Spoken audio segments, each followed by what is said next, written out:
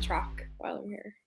Very good. So deep south, Yes, right very down much. there. Yeah. I went to university in Louisiana as well. So from memory, you'll not be feeling the winter too much. No, But, absolutely not. very good. So tell us, Lauren, just a little bit about your journey to UTSA. So were you recruited straight out of high school, or how did you find yourself across there? And what are you studying there at the moment? So mine was a little bit different in that I actually started my college career at Queen's University in Belfast.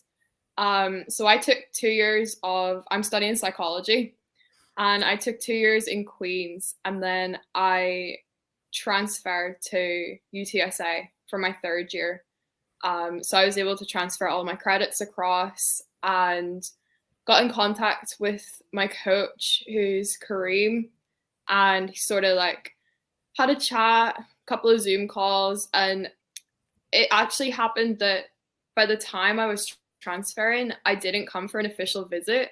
So it was done very much virtually, the recruitment process, but it was still pretty smooth, straightforward. And yeah, I decided in the summer that I was going to make the move, and then I did.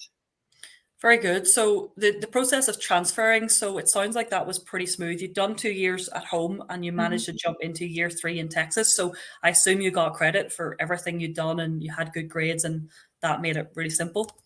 Yeah, so the education system here is actually a little bit different in that you take sort of like prerequisite classes as well. So Mhm. essentially, just to make it basic, there's a lot of boxes that have to be ticked. So you could be taking science, maths, writing, English, and a lot of the stuff that I had done at Queen's for psychology actually ticked a lot of those boxes, which made it really straightforward for me to just transfer everything across and only have to sort of tick off a few extra boxes as well as finish my degree.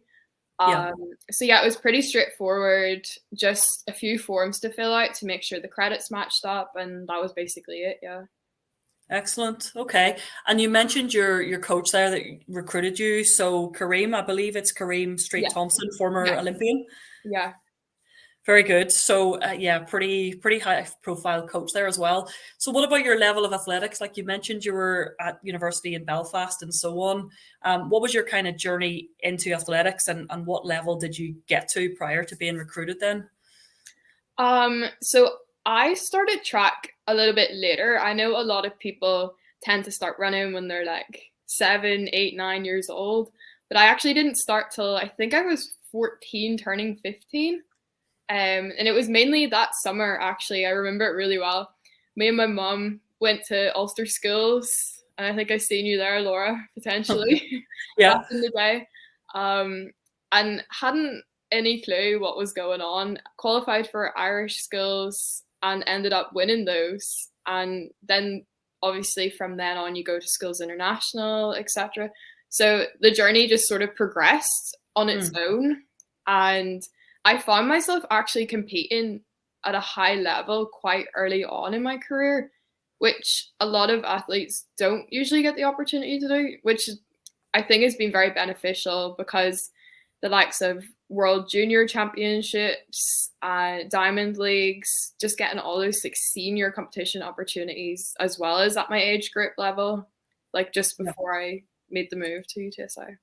Yeah, okay. And I'm guessing like you traveled obviously a bit, and you'd done, I think, you'd been to Diamond Leagues and so on. You're in a pretty international environment. So I know you're in Texas now, but you and I were chatting before you came on, and you were saying like your uni has people recruited from all over the world, and you're living with some, I think, Scandinavian athletes as well. Do you want to talk Mhm. us through kind of the international nature of things? Yeah, so obviously like I had traveled so much before getting to UTSA, so I knew that I enjoyed, like that sort of international like atmosphere and learning like different cultures. So whenever I actually was in the recruitment process, I was made aware that it was a very international team, and I was like, well, that's going to suit me well because I know that I like that sort of thing and I fit into those environments well.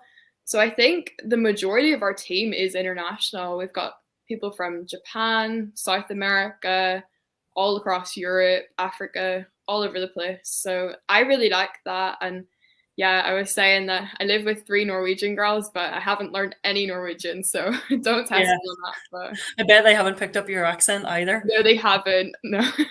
It is really interesting though. Like we had on last week, Rory Kerr from Ballymena, and like he's from your hometown, and he's made a Yeah, great success of himself in UCLA. But you're both from a small town in Northern Ireland, and yeah, I think there's a lot to be said for just getting out there and taking your opportunity as well. yeah, absolutely. Um, so talk to us a little bit then about how you're finding life out there. I think the first thing is like the settling in process. So you didn't take a visit, it was done online. So you when you get on campus for the first time, what was your first impression of facilities, team, your living accommodation and all of that? Did your mum go with you when you went to settle in, or how did it work? So my mum didn't actually. My mum didn't come out to her first time in America was last summer. Okay. Um, so I came by myself. But again, like I was so used to traveling alone that it didn't really faze me too much. Mm. And the staff here were really supportive. Just as I like got here, like my coaches helped me settle in. They showed me around campus to show me where I'd live and the track, stuff like that. So it wasn't overly stressful at all. Like people think like, oh my goodness, America, like so far away. You're sort of because you are essentially moving your whole life across for like the whatever period of time you choose to go for. Um, but no, it's quite straightforward. But it can definitely, I feel like if you haven't been to America before, it's definitely very different to other countries you may have visited, like Europe or in Asia, Mm. just in terms of like the culture and how everything is, like the food. But it's definitely it's easy to get used to, but at the beginning it's very new, definitely. Yeah. Yeah, I just remember the size of the car. Like everyone drives SUVs and Yeah, it's four like by a fours, competition. Who can have the biggest car? or even a monster truck. There's a lot of monster trucks around as well. Yeah. Um, but yeah, no, that's really good, and I suppose it brings back memories of the first time I got picked up at the airport as well. But I think the Mhm. number one thing is you just feel supported through all these steps. Like even from coach often meets you first time at the airport to settling in, meeting your teammates, and then you have Yeah. an academic advisor. How did you find that with settling into classes and just getting all your modules selected? And I know over there you can kind of have a bit of flexibility in terms of whether you take certain modules first term, second term, or what time of the day. How did you find the academic sort of side of things? Yeah, so it's nice to have sort of the comparison from Queens, because it's two completely different like layouts of your day or whatever. It's very much a student athlete lifestyle here, and it really goes hand in hand in that your training is based around your classes. So I know at home when I was taking classes, obviously that's set in stone for the entire uni. And, if I'm studying psychology, I got to go to class at the same time as all the other psychology students. Whereas here, when you choose your classes for the semester, you get to choose which modules you're going to take. So if I don't want to take criminal psychology, I can take abnormal psychology. And that the times and the days of those, there might be like 8 different options that I can choose from that suit me as a student athlete. So, for example, if I have practice at 9 a.m. until 1 p.m., I can take classes 6 p.m. to 8 p.m. So it's extremely flexible. It depends whether you want to take night classes, before practice classes, or whatever. Yeah. And you were saying you're kind of 1 year away from kind of graduating now, or Mhm. graduating from your undergrad, but you're going to have 2 years of eligibility left Yeah. for a master's degree as well. What are you going to take your master's in? I'm thinking biology right now because I really want to pursue something in neuroscience. So I Yeah. think bridging that gap between those two, biology would be a good master's to go Yeah. for. And these are pretty serious academic subjects. I mean, sometimes people say, oh, if I go out there, do I study sport or whatever? You study an undergrad degree of your choice, but do you want to talk to us about like the total volume of how often would you be in classes in a normal week, and how often would you be on the track kind of per Mhm. week as well, or in the gym? Yeah. So in terms of academics, I actually sometimes I feel like it's almost a little too relaxed. I'm almost like, am I doing enough work? Because it Yeah. is actually really flexible. Right now, for example, I have classes Monday through Thursday, and that's around 3 or 4 hours a day. Now, most of that is online, no set time. So that's flexible as well, because obviously if I have a meet coming up like next semester, or I have practice or gym runs on like a little bit later, then I'm not in a rush to get to class as such. Okay. Now there are some rules with international athletes that you have to have 2 or 3 classes in person. So whenever those ones are set in stone, you do have to attend those and get the attendance. But again, you can choose sort of Mm. when you're going to have those or whatever. And I'm guessing the option for online with your degree, it's psychology, so it's fairly theoretical and so on, where someone Mhm. who has labs or drama or art or whatever, they probably have way more face to face. Yeah. And again, I guess that comes down to like personal preference, and then speaking with your academic advisor just to see like what is going to suit you best as a student athlete. Yeah. And I know that you can come into the USA, into a college, not sort of knowing what you want to do major wise, and you can make that choice, after your first year or after even your second year, perhaps, just depends when you feel like it. So it's good in that way. Yeah. And Um, what about keeping up your grades? Like I know to stay eligible for the track team, those grades have to be kind of kept above, it seems to be around a C average, but mhm. I assume you're pretty regularly monitored and the track coach is getting all that feedback as well. Have you always stayed on the right side of that? Is that all good and smooth for you? Yeah, thankfully I'm quite strong academically, so it's never been an issue. Yeah. But yeah, we have grade checks. I think they're once a month or every other month, something like Yeah. that. So basically, if you're not, it's different for each year of college. So like freshman, sophomore, junior, senior is different in terms of what GPA you need to be eligible to compete. I'm pretty sure for junior you need above a 2.5 or something, which is pretty simple. That's basically just all C's. So Yeah. it's Yeah. not too difficult. Yeah, no, that makes a lot of sense, and obviously, especially if you're on scholarship, to protect that scholarship, Yeah. it's really important to keep the grades as well.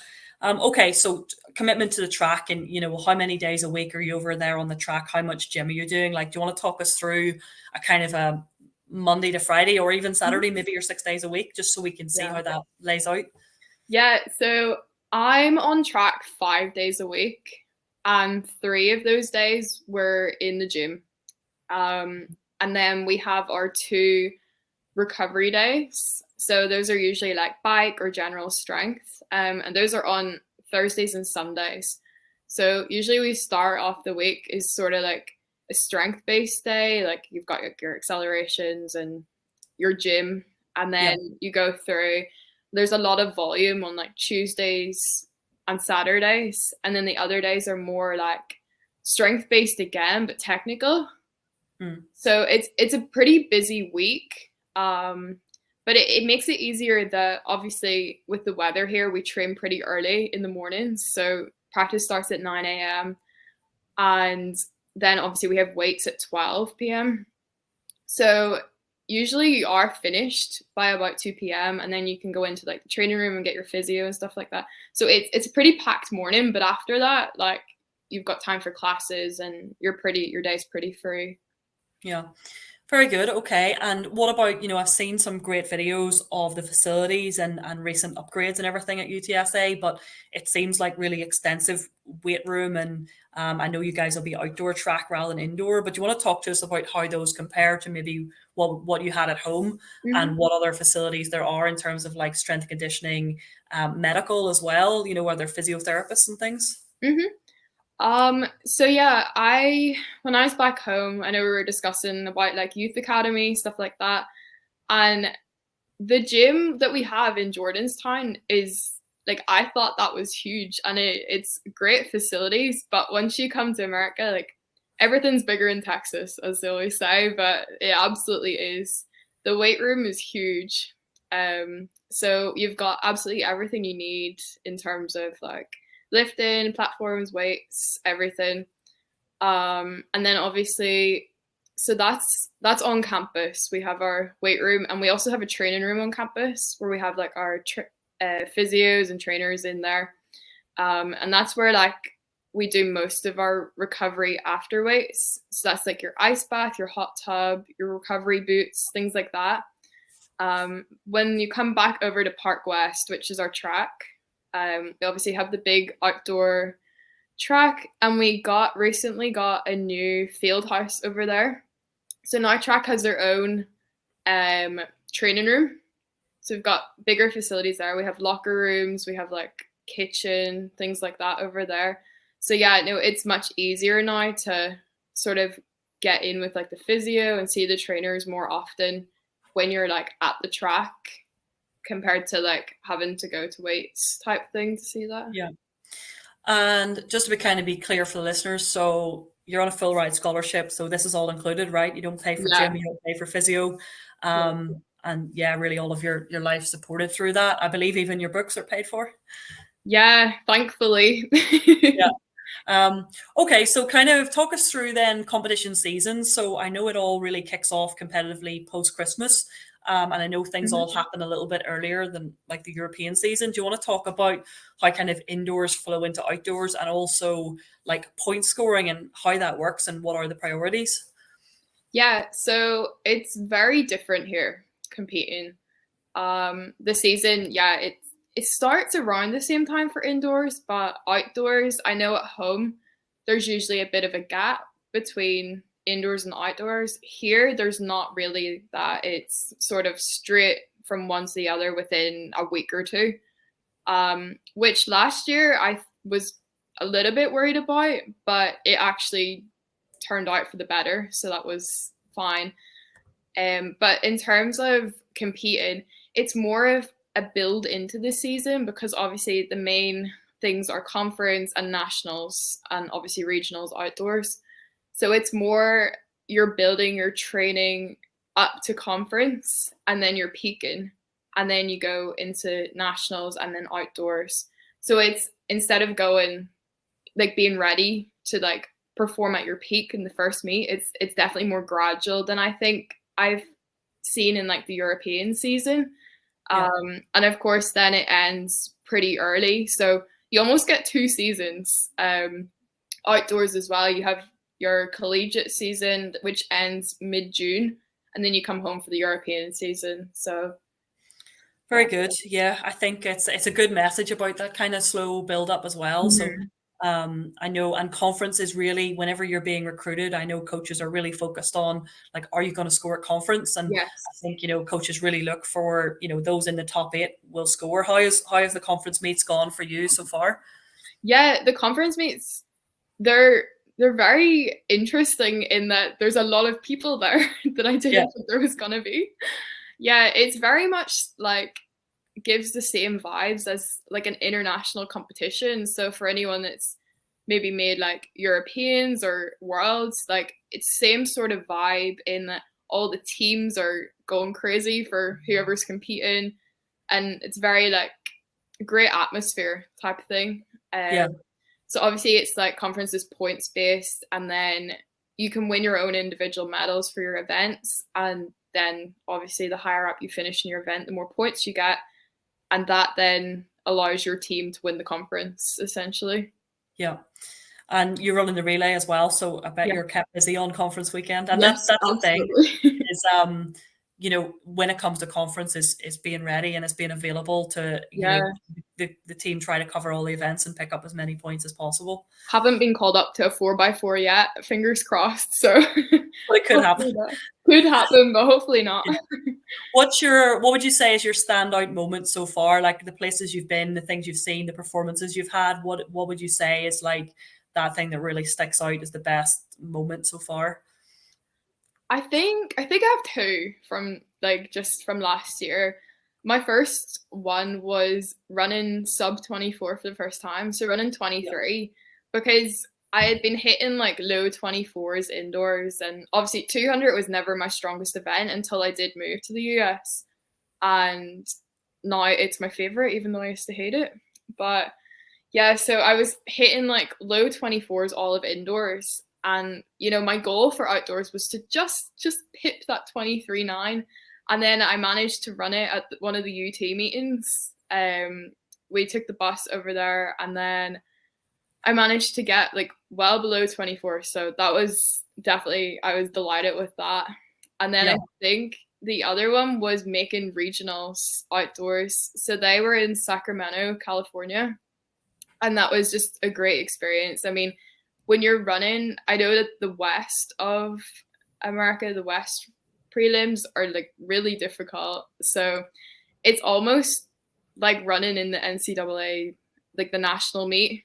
Like the quality of performances is just insane. So it's great to be able to compete at those meets and just sort of see like all the great athletes. Yeah. Okay. And so for the guys tonight who maybe, have some thoughts about this being a route for them, what would you say are just your top tips for just settling in and being successful in the US? I would definitely say that it's important to do your research. So not every college suits every athlete's needs in terms of the coaching program, like the physio that's available, and like because obviously recovery is so important here. Just with, I know from my experience, the volume of practice really went up for me. So obviously then increased recovery is really important, and I'm lucky enough here that I have access to that. And I know that not all colleges offer as much as other ones, so it's definitely important to know like exactly what you're entitled to when you go to the college and really research that, and also to just like really be open with the coaches about like what sort of training you've already done and what you're used to, because by telling them that, oh yeah, I run 400s all the time, don't worry, I'm used to volume, and you don't, like, it's not going to increase your chances of getting to the college, but it's going to put you in a position where you're running the like training the way you're not used to. So I know that my training here, although the volume did go up, it's similar sort of techniques and similar layout in training week to what I was already doing back home. So it suited me well. So definitely like reach out to the coaches, to as many as possible, do your research, and just make sure that you know where you're going. Awesome. Well, I think we've got a really good handle on it for such a short time, but Yeah. yeah, we know we can talk in Northern Ireland, so we've got through it pretty Yeah. fast. I'm just going to recap on a few things for people that maybe came in a little bit later. Mm-hmm. So just kind of recapping collegiate athletics, there are over 1,000 programs across NCAA Division 1, 2, 3. Then there's the junior colleges as well. Just for those who are maybe thinking about eligibility. So anyone that wants to run an NCAA is going to need at least 5 GCSE passes, and they're going to need their core subjects. So those are English, math, one natural science, one social science. So your natural sciences are chemistry, physics, biology. So you've got to have one of those at GCSE, and then one social science, which would be like a geography, history, psychology, economics. At first point, the first thing that we do when we meet someone is just have an open and honest conversation about what they can do to get themselves eligible. And the second thing is, they need to have passing grades in those subjects as well. So if they're over in England, they'll be looking for a minimum of grade 4s, or over in Northern Ireland, we're kind of looking for a mixture of C's and D's, but certainly nothing worse than D's. Okay. For those that are wondering about scholarship, teams have, it's 12.6 for the men and it's 18 for the women to spread across the team. I'm sure, Lauren, you can reflect, there's probably about 25 or 30 guys on the team, maybe 25 or 30 girls. Would you say that's fair, or is yours a little bit smaller? No, I'd say that's pretty accurate. Yeah. Yeah. So those scholarships, they've got to be spread across the team. So not everyone's going to go in on a full ride. And you heard from Lauren, she transferred in after 2 years. So that did increase her chances. She was already a world-class athlete.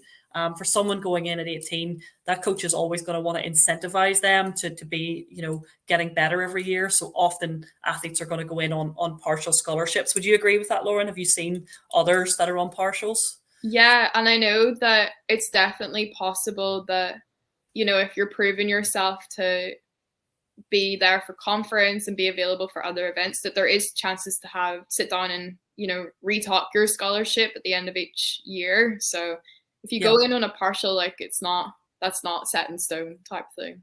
Yeah, perfect. And I think, coaches obviously want to keep their best performers as well. And then there's the option of academic scholarship as well. So those that Mhm. really are performing and they're keeping A's and B's in their average, can be shooting for some academic scholarship, which can add to your athletic scholarship as well. Yeah. So I think we're pretty well wrapped up for tonight. We're going to mail out everyone that has been on tonight just to give them some more information. The last thing I'm going to do though is just to ask anyone if they wanted to drop any questions at all into our chat box. Lauren and I are going to be here to answer them. So please feel free, and we'd really encourage you. We'd be glad to see what you've got to ask. So we'll stay on for a few minutes and see if anything comes up, Lauren.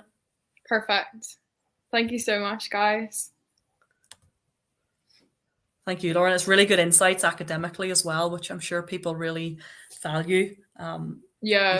See a few athletes I recognise on tonight. So it's usually the parents that ask the questions. So we'll see if any Yeah. young athletes want to come on and ask. Everyone's stuck with us for the full 30 minutes there as well. So that's great. We didn't Yeah. lose anyone. I wasn't boring anyone, at least. So what have you got tomorrow? What's on the training agenda? Tomorrow we have recovery day, so it's actually we're in finals week right now. Well, Okay. finals week is this week and next week. Thankfully, I finished mine on Friday, so I'm actually coming home this weekend. All right. So if finals are all wrapped up and done, you can get to come home early for Yeah, Christmas. yeah. Very good. Okay. There's a question popping in. Arabella, and I recognize actually Arabella. I think she's been in touch with us previously. So are the coaches happy to prepare you for the European champs as well as college fixtures? So how does your coach feel when he knows, well, one, how's he feeling about you coming home for maybe a month this Christmas? And how's he feeling then whenever you come back in June and do that European season? What's the approach to that? Yeah, so we have to be back. Mandatory practice finishes this Friday once classes finish, and then we need to be back for the 8th of January. So essentially, we're lucky because we get the full month, to come home, be with our families, whatever.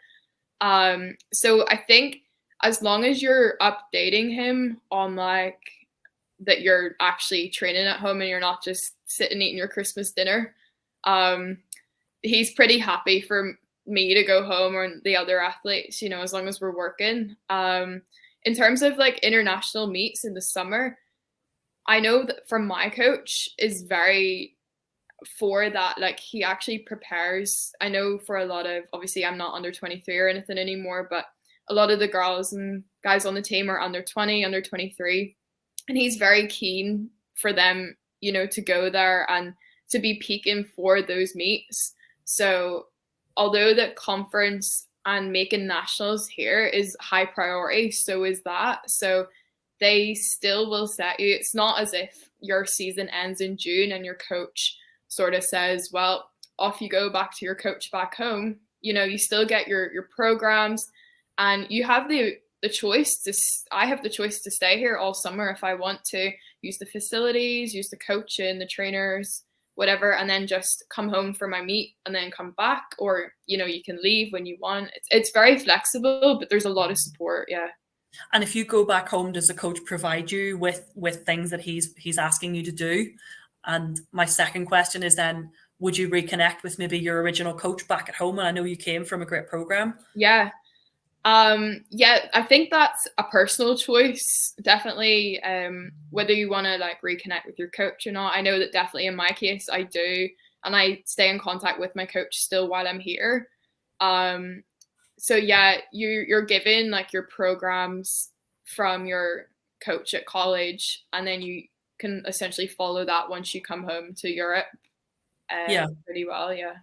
Perfect. Okay. So these next two questions are really all from people that are super keen and they want to know what they can do next. So just to make clear, so first point is a recruitment service. We can lead things. So I basically cover all of our Olympic sports from the point of assessing your grades, your eligibility.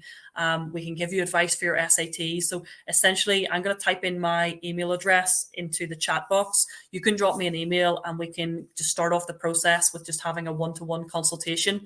And if you decide that you would like us to lead that process on your behalf, then we can start to share more information with you and start to get you profiled, get your video highlights together. There really is a lot in the process. So SATs can be important. Video profile can be important for some athletes in some events. Picking up some subjects, if you're missing a core subject during your GCSEs, sometimes it's important to pick that up at A level. So we can really support you with all of this. So I would just say reach out. And when you do reach out, try and include some statistics about where you're at with your athletics and your PB so far. So for the 2 queries there, we would be happy to get you started. So I'll just type in the chat box my email before we're done tonight. Another question, Lauren, this is for you specifically. Mm-hmm. You can answer, did you need to do the SAT or ACT? And then they've asked, would we recommend one over the other? So do you want to take the first part? Yes. So I personally didn't have to take one just because I had already been to college. So I was already at college level at Queen's. So I was able to just transfer all my credits across, and it was pretty simple for me. So yeah, I didn't end up having to take those at all. Yeah, so I'll just give a little bit more on that. So the SAT, it's a multiple choice English and math exam. Not all universities require it. So some are test blind, which means they don't require it at all. Some are test flexible, which if you have it and you have a good score, they recommend that you submit it and it can help you get academic scholarship. And some are test mandatory, which means they have a minimum score that you must achieve. Now, we would always say at first point, we don't know where you're going yet. We want to keep the door open in as many places as possible. So take that SAT if you're coming into high school age 16 or 17, take that SAT and it keeps more doors opened. The difference between the SAT and the ACT, so the SAT is focused on English and math. The ACT has some more kind of science-based questions in it. Okay, so for someone who's interested in like maths, physics, aeronautics, those types of pure mathematical or science type degrees, the ACT might be better fitted for you, but most universities will accept either. It's just about finding your best fit for your kind of personal skill set. So that would be our advice. We also can direct you to a diagnostic test, which lets you sample a few questions from each, and then you can figure out what you're scoring best in. So that answers the SAT and ACT question. Someone asked there, can I apply for a scholarship if I'm 25? Okay, so your eligibility starts from when you graduate high school. So you will typically have 5 years of eligibility from you've graduated high school in which to complete 4 competitive seasons. Okay, so for most people and all of those within the NCAA, they're really wrapped up by age 23 or 24. The NAIA is another governing body of collegiate sports, and the NAIA does not have an age limit, but it does have a limit on how many competitive seasons. So for the person that has asked that who is 25 years old, you may have opportunities within the NAIA. We can help you look at those. It really depends on what level of competition you've been doing since you graduated high school. And of course, you're still going to need some high school graduation certificates to get into these universities. But I would say reach out to us personally with this email address that I'm going to type in for you as well. I'll just check back through the questions. There's another good one, actually. So what age do we start helping out at? Is there an age that's too young? So what I would say as an answer to that question, look, many of the clients coming to us are coming at around 15. And at 15, you've got loads of time on your side. We can talk to you about what you need to do in terms of grades in your GCSEs and how you need to progress your PB. More often people are then onboarding with us maybe post GCSEs. So I think 15 is a great time to talk. 16, you've got to be getting serious.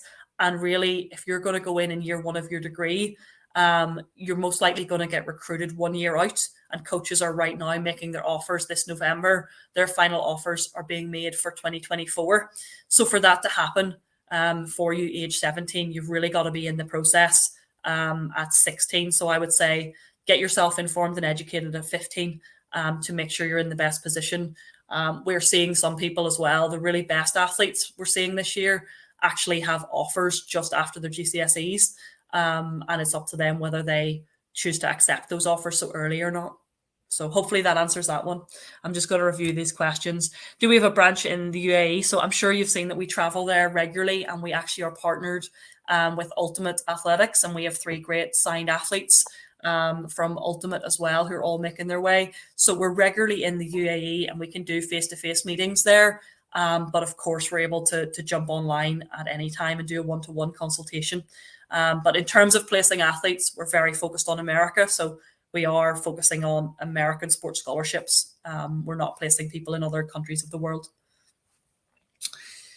Is first year A level just fine or too late? No, first year of your A levels is fine. Okay, but I wouldn't let this year go by. So if you're just started your A levels, it's a great time to talk to us. But you do need to get talking now. The biggest thing for eligibility is that your GCSEs create your eligibility for university. So once those GCSEs are in, a coach can look at your grade profile to see if you're good enough academically. But no, you're still fine to come talk to us. I'm just typing my email address now. And then I'll have a quick review of the questions again. You'll also can catch me on, we have First Point USA Instagram page. We also have a track and field specific page. So you can catch me on there as well. Lauren, I'll go top to bottom on these questions one more time and make sure we've covered them.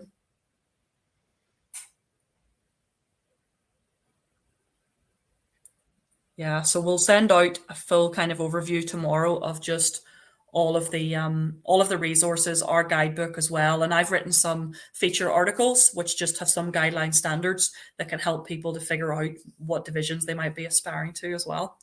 So with no further questions, I think we're going to wrap it up there.